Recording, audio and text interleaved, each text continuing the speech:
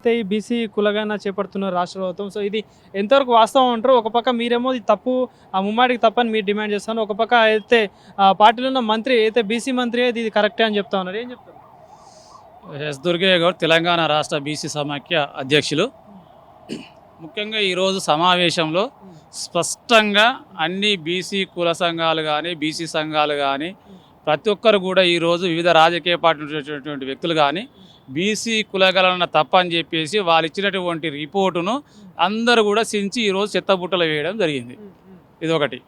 మెయిన్గా తెలంగాణ రాష్ట్ర బీసీ సమాఖ్య తరపు నుంచి బీసీ కులగణన ఒక తప్పుల తడక ఇది.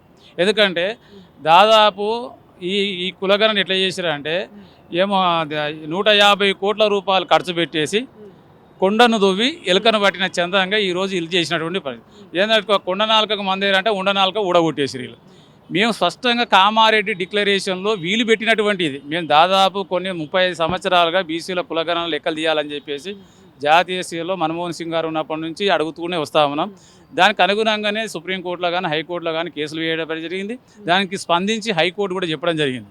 బీసీ కులగణనలు తీసిన తర్వాతనే రాష్ట్రంలో పంచాయతీ ఎన్నికలు నిర్వహించాలని చెప్పారు. తద్వారా రాహుల్ గాంధీ గారు కూడా స్పష్టంగా చెప్పింది తెలంగాణ రాష్ట్రంలో బీసీల కులగణన చేయాలని చెప్పారు. చెప్పినప్పుడు రేవంత్ రెడ్డి గారు ఏం చెప్పారు? రాహుల్ గాంధీ గారు చెప్పారు కాబట్టి, అంటే నీకు ఇష్టం లేదు, రాహుల్ గాంధీ గారు చెప్పారు కాబట్టి బీసీల కులగణన చేస్తూ ఉన్నాను అని చెప్పినారు.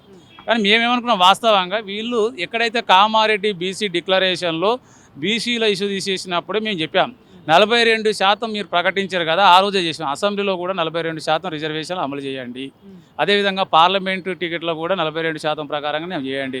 అదేవిధంగా ఎమ్మెల్సీ స్థానాలలో కూడా అదేవిధంగా చేయమని, అదేవిధంగా నామినేటెడ్ పోస్టులో కూడా చేయమని. కానీ ఎక్కడ కూడా ఈ 42% ప్రకారంగా వీళ్ళు ఇచ్చినటువంటి ఎన్నికల మేనిఫెస్టోలో ఎక్కడ కూడా దాన్ని పాటించలేదు. పైగా మళ్ళీ ఏం చేసినారు, అసెంబ్లీలో తీర్మానం చేశారు, మేము వచ్చినటువంటి ఈ నెల లోపలనే 3 నెలల్లోనే బీసీల కులగణన చేసేసి ఖచ్చితంగా జనాభా దామాచ ప్రకారంగా బీసీలకు రిజర్వేషన్లు ఇస్తాం.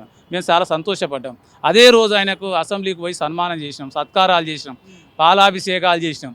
మరి ఈరోజు ఆ రాష్ట్ర ముఖ్యమంత్రికి సన్మానాలు ఏ విధంగా చేయాలి, సత్కారాలు చేయాలి, మీకు పాలాభిషేకాలకు వాళ్ళు ఇంకేం దేనితోటి అభిషేకం చేయాలో ఒకసారి వాళ్ళ విజ్ఞతకు వదిలేస్తున్నాం ఈరోజు. అదేవిధంగా ప్రగతి భవన్కు మహాత్మా జ్యోతిరావు పూలే పేరు పెడితే మేము అనుకున్నాం, అరే 70 సంవత్సరాల తర్వాత వీళ్ళకి బుద్ధి వచ్చింది, జ్ఞానం వచ్చింది, అరే సమాజంలో మేము అందరం కూడా ఒకటే, వీళ్ళకు సామాజిక న్యాయం దృక్పథం ఉన్నట్టుంది, ఇప్పటికి ఇంకా రాబోయే రోజుల్లో కాంగ్రెస్ పార్టీ అధికారంలోకి ఉండాలంటే సామాజిక న్యాయం పాటిస్తారని అనుకున్నాం ఇవన్నీ చూసి. కానీ వీళ్ళ ద్వంద్వ వైఖరి బయటపడ్డది. ఈరోజు ఈ రాష్ట్రంలో ప్రజాస్వామ్యం లేదు, రెడ్డి స్వామ్యం అయింది, ధ్వనస్వామ్యం అయిపోయింది. ఈ గాంధీ భవన్ మొత్తం పూర్తిగా ఏంటంటే రెడ్డి భవన్ చేసి పడేసేది దాన్ని. అంటే రెడ్డిల కబంధ హస్తాలలో ఈరోజు కాంగ్రెస్ పార్టీ అనేది కొట్టుమిట్టాడుతూ ఉంది. ఇప్పటికీ 6 నెలల నుంచి ఈ రాష్ట్రంలో కాంగ్రెస్ పార్టీకి మనం గ్రామీణ ప్రాంతం నుంచి చూసుకుంటే ప్రతి చోట కూడా వీళ్ళకి వ్యతిరేకత స్టార్ట్ అయింది. ఇది వెంటిలేటర్ మీద ఉన్న ప్రభుత్వం, ఇది లాస్ట్ మూమెంట్లో శ్వాస తీసుకుంటుంది. నిన్న మొన్ననే చూసాం, ఒక 10 మంది ఎమ్మెల్యేలు అక్కడ 10 మంది ఎక్కడ పోయి వాళ్ళ చర్చలు వాళ్ళు చేస్తూ ఉన్నారు. ఇదే సందర్భంలో మేము ఈ రాష్ట్ర ముఖ్యమంత్రికి ఒకటే విన్నవిస్తూ ఉన్నాం ఈ సందర్భంగా ఈ బీసీ కులగణన మీద. గత ముఖ్యమంత్రి 24 గంటల్లో సర్వే చేసేసి 58% అని తేలిస్తే నువ్వు 2 నెలలు సర్వే చేసేసి బీసీల జనాభా 46% అని తేల్చినావు.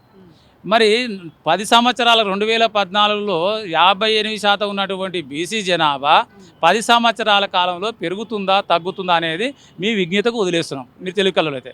రెండవది, మీరు మొన్న పైలట్ ప్రాజెక్టు కింద తీసుకురు. దేని కింద? సంక్షేమ పథకాల పేరు మీద ప్రతి నియోజకవర్గంలో ఒక మండల హెడ్ క్వార్టర్ నుంచి ఒక గ్రామాన్ని పైలట్ ప్రాజెక్టు కింద తీసేసుకొని ఆ ఊర్లో ఇంకా ఎప్పటికి కూడా ఇల్లు లేని వాళ్ళకి ఇల్లు ఇవ్వాలి, రేషన్ కార్డులు ఇవ్వాలి, ఆధార్ కార్డులు ఇవ్వాలి, సంక్షేమ పథకాలు ఇవ్వాలని చెప్పి పైలట్ ప్రాజెక్టు కింద క్లోజ్ చేశారు.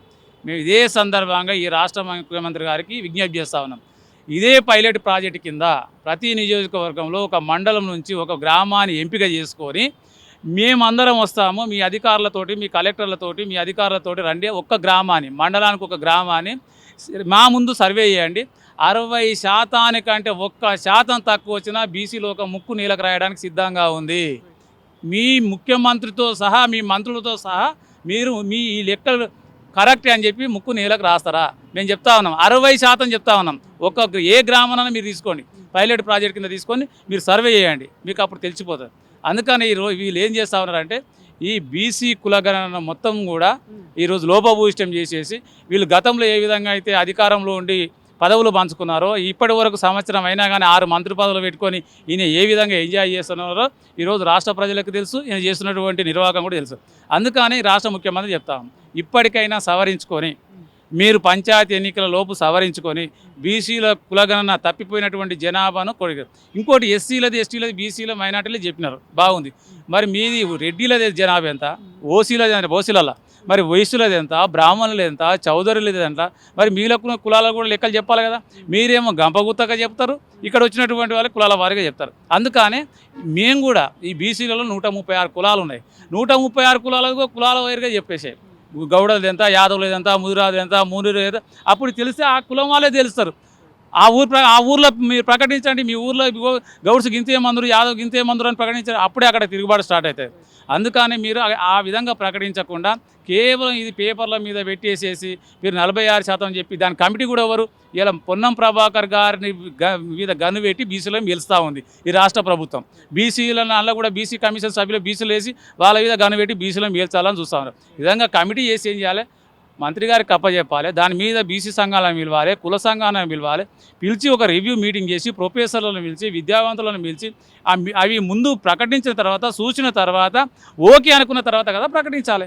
అది ఏ తెలియకుండానే మీరే నిన్న ప్రకటిస్తారు, ఇలా అసెంబ్లీ అంటారు, క్యాబినెట్ అంటారు, ఈరోజే మళ్ళీ వాయిదా వేసుకుంటారు, 2 రోజులలో ఎన్నికలకు పోతామంటారు. అందుకనే మీ ద్వంద్వ వైఖరి అనేది బయటపడ్డది ముఖ్యమంత్రి గారు.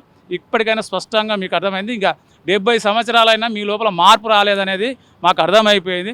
రాబోయే పంచాయతీ ఎన్నికల లోపు మీరు మీ విధానం మార్చుకొని సర్పంచ్ ఎన్నికలు కానీ జడ్పీటీసీలో మీ విధానాలు మార్పు రాకపోతే ఇవే మీకు చివరి ఎన్నికలు అయితే అని స్పష్టంగా చెప్పదలుచుకున్నారు.